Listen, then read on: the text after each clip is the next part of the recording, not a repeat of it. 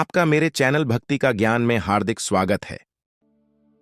प्रचलित भक्तगण, आज हम आपको एक कथा का श्रवण करा रहे हैं जो सुनने मात्र से आपके जीवन में सुख, संपत्ति और धन की वर्ष होगी। तो चलिए कथा को प्रारंभ करते हैं। अगर आप यह कहानी सुन रहे हैं तो पूरा सुनिए।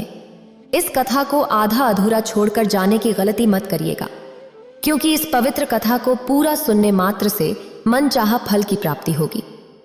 इसलिए इस कथा को पूरा सुने। आप शिव भक्त हैं तो भोलेनाथ का अनादर ना करें। भगवान शिव मां पार्वती से कहते हैं, दीपावली पे साधु जानों का भिक्षा मांगने आना शुभ संकेत होते हैं। फिर माता पार्वती कहती हैं, हे प्राणनाथ, इस संदर्भ में आप मुझे विस्तार से बताएं। फिर भगवान शिव कहते हैं, हे देवी, क्या आपको पता है देवी लक्ष्मी और गणेश दीपावली पे एक रूप धारण कर अपने भक्त के यहाँ भिक्षा लेने जाते हैं। शायद आपने भी अपने यहाँ अन्यथा परिजनों के यहाँ साधु को देखा होगा, लेकिन अक्सर मनुष्य इस संकेत को नजरअंदाज कर देते हैं। क्या आपने कभी सोचा है कि आपको ऐसा क्यों नहीं करना चाहिए, और इस का क्या मतलब हो सकता है? क्या आप जानते हैं कि ऐसे किसी का भिक्षा मांगने आना हमें महत्वपूर्ण संकेत देता है? यह कोई साधारण बात नहीं है। इसके पीछे गहरा रहस्य छिपा हुआ है, जिसका वर्णन हमारे शास्त्रों में किया गया। आज हम आपको उन्हीं महत्वपूर्ण बातों के बारे में बताने जा रहे हैं। इसलिए आप इस वीडियो को पूरा जरूर देखिए, क्योंकि अधूरा ज्ञान खतरनाक हो सकता है।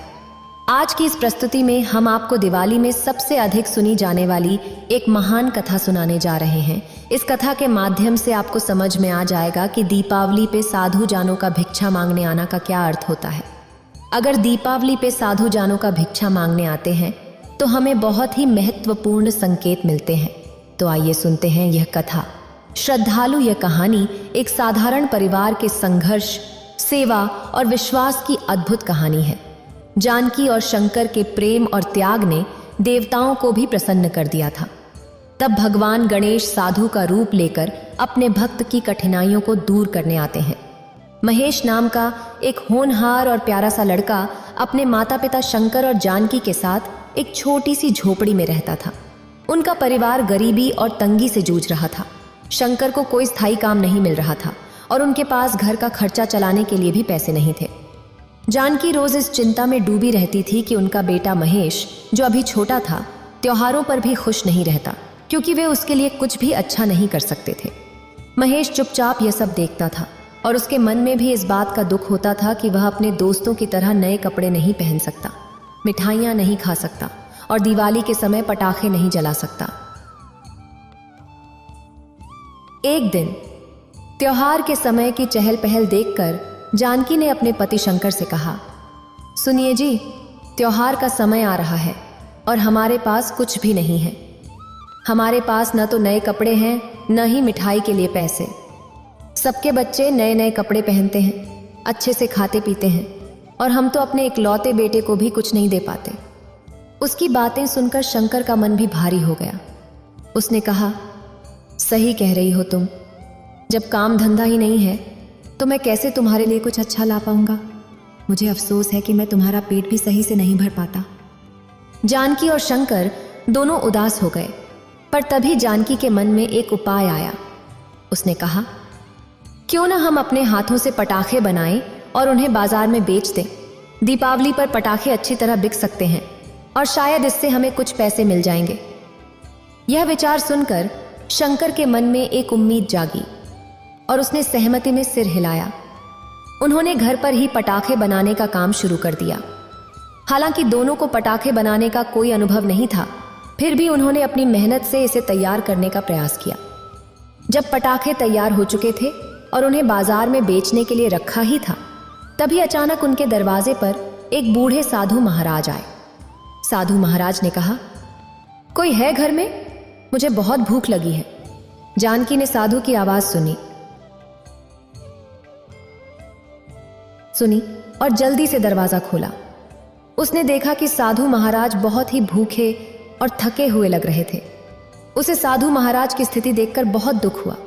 उसने सोचा, त्योहार का समय है और साधु महाराज को भूखा जाने देना अच्छा नहीं लगेगा। उसने विनम्रता से कहा, महाराज, हमारे पास तो बहुत ही कम है, लेकिन एक कटोरी चावल बचा हुआ है। इससे मैं खीर बनाकर आपको खिला देती हूँ। जानकी ने साधु महाराज के लिए खीर बनाई और उन्हें पूरे सम्मान और प्रेम से खिलाया।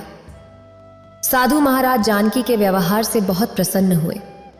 खीर खाने के बाद उन्होंने जानकी से कहा, बेटा, तेरा दिल बहुत नेक है। तूने मुझे भूखा नहीं जाने दिया। भगवान तुझे दिन दूनी और रात चौगुनी तरक्की दे। यह कहकर साधु महाराज चले गए। जानकी और शंकर ने उस रात संतोष के साथ साधु महाराज के आशीर्वाद को याद किया। लेकिन उसी रात अचानक तेज आंधी तूफान आया। उनके घर की झोपड़ी हिलने लगी और छत से पानी टपकने लगा। सारे पटाखे भीग गए जिन पर उन्होंने इतनी मेहनत की थी। उनकी सारी मेहनत पर जैसे पानी फिर गया।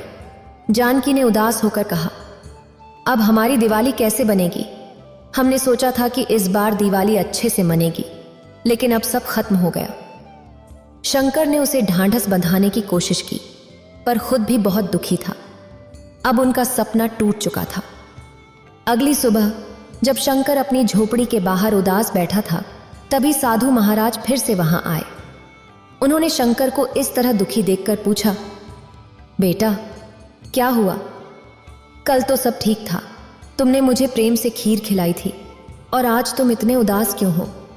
शंकर ने अपने हालात साधु महाराज को बताए। उसने कहा, महाराज, हमने त्योहार के लिए बाजार में बेचने के लिए पटाखे बनाए थे, लेकिन रात के तूफान से सब खराब हो गया। अब हमें समझ नहीं आ रहा कि हम क्या करें। साधु महाराज ने उसकी बात सुनकर मुस्कुराते हुए कहा, बेटा, तुम चिंता मत करो, भगवान पर भरोसा रखो। यह कहकर साधु महाराज ने अपना त्रिशूल निकाला और उसे घुमाया। कुछ ही पलों में सारे पटाखे सूख गए और चमत्कारिक ढंग से उनमें नई चमक और रोशनी भर गई। शंकर और जानकी यह देखकर चकित रह गए। साधु महाराज ने कहा, बेटा, ये पटाखे अब जादुई हैं। ये प्रदूषण नहीं करेंगे, बल्कि वातावरण को और सुंदर बनाएंगे, और इनसे तुम्हारी आर्थिक स्थिति भी सुधर जाएगी।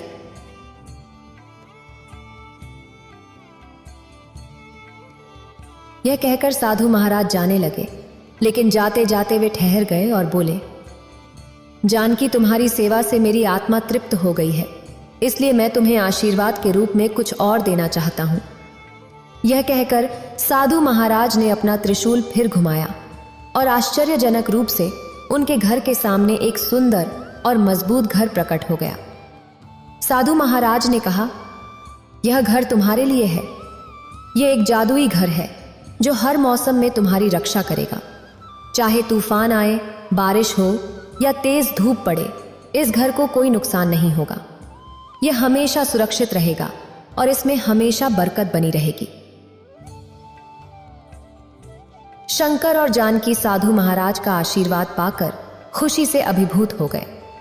साधु महाराज ने उन्हें आश्वासन दिया कि उनका यह व्यापार दिन प्रतिदिन बढ़ता जाएगा और इससे वे अपने बेटे महेश को एक अच्छा भविष्य दे सकेंगे। इतना कहकर साधु महाराज वहां से चले गए। अब शंकर और जानकी ने अपने जादुई घर में रहना शुरू किया और बाजार में जाकर अपने जादुई पटाखे बेचना शुरू किया। वे गरीब बच्चों को भी मुफ्त में पटाखे बांटते थे, लेकिन जैसे ही टोकरी से पटाखे निकालते, वह फिर से भर जाती। सच में यह एक जादुई टोकरी थी जो हर बार पटाखों से फिर भर जाती थी। धीरे धीरे उनका व्यापार बढ़ता गया और उनके परिवार की आर्थिक स्थिति भी सुधरने लगी। महेश, जो कभी अपने हालात से उदास रहता था, अब दोस्तों के साथ त्योहार की खुशियों में शामिल हो सका। उसके चेहरे पर एक नई चमक थी जो उसके माता पिता को देखकर बेहद संतोष और गर्व का अनुभव।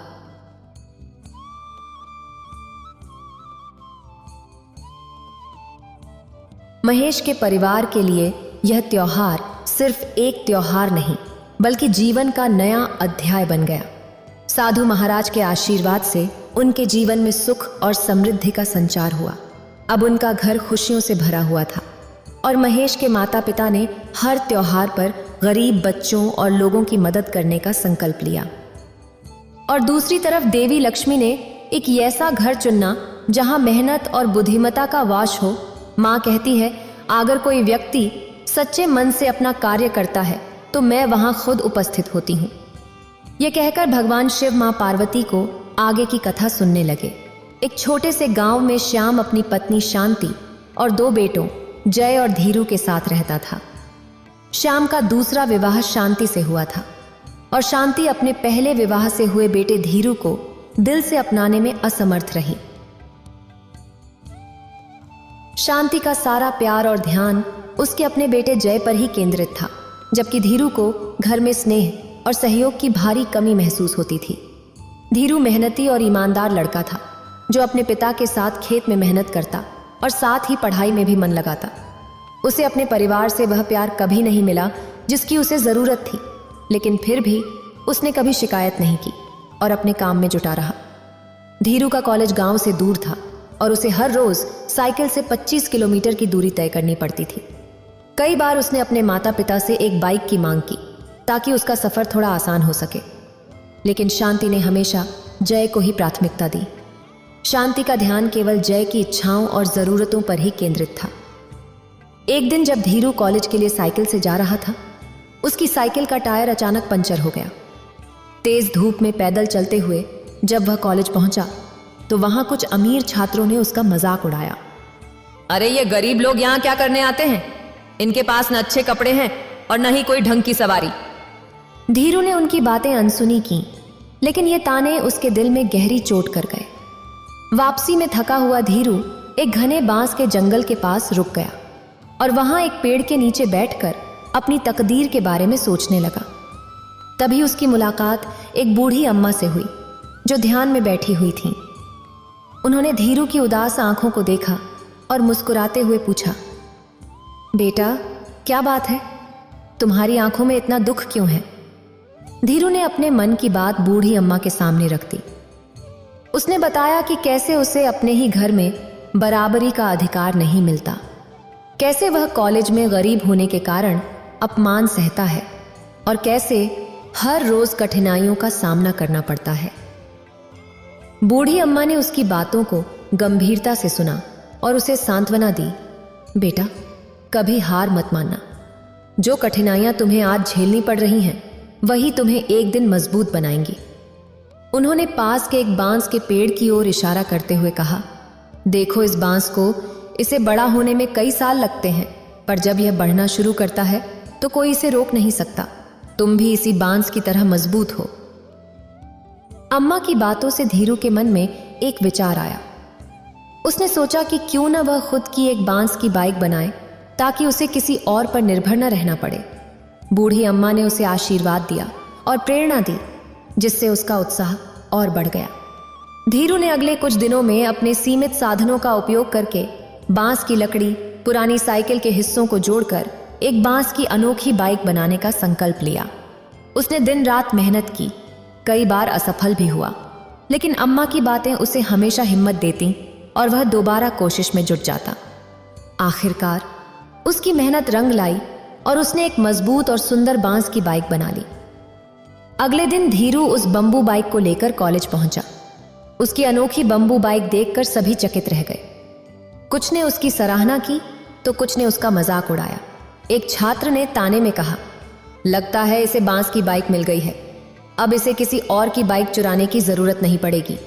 धीरू ने उनकी बातों को अनसुना किया, लेकिन उसकी मेहनत और आत्मविश्वास अब इन मजाकों से कमजोर नहीं होने वाले थे। तभी कॉलेज के एक प्रोफेसर ने उसकी बंबू बाइक को देखा और उससे प्रभावित हुए। उन्होंने कहा, धीरू, यह एक अद्वितीय आविष्कार है। इस बंबू बाइक से न केवल पर्यावरण का सम्मान होता है, बल्कि यह भी दिखाता है कि कम साधनों में भी कुछ बड़ा हासिल किया जा सकता है। प्रोफेसर ने उसकी बाइक की तस्वीरें एक बड़ी कंपनी को भेजी जो इको फ्रेंडली तकनीकों पर काम कर रही थी।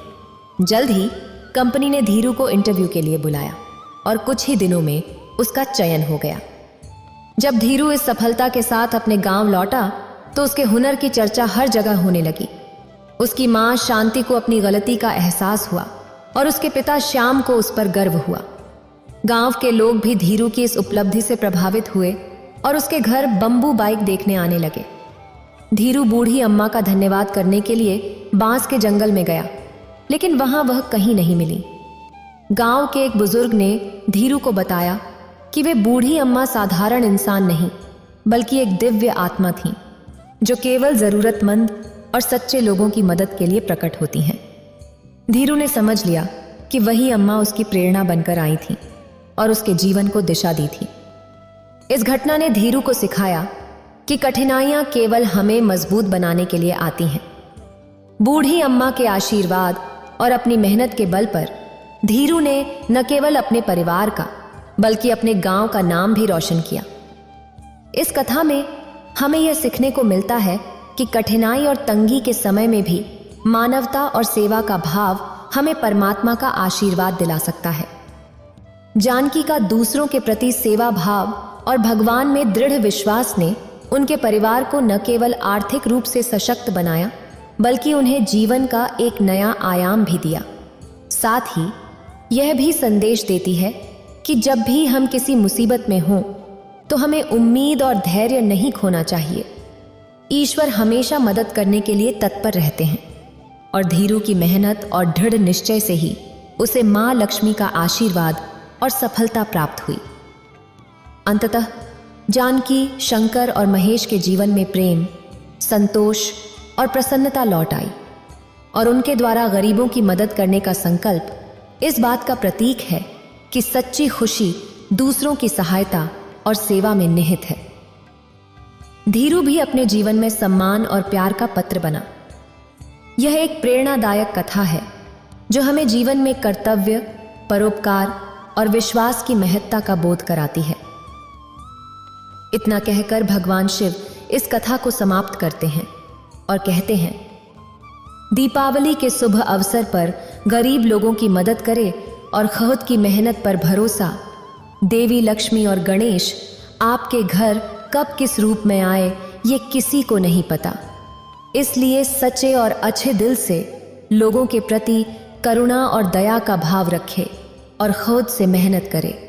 अगर आपको ये वीडियो अच्छी लगी हो तो लाइक करें और शेयर करें और मेरे चैनल भक्ति का ज्ञान को सब्सक्राइब करें। आपका धन्यवाद।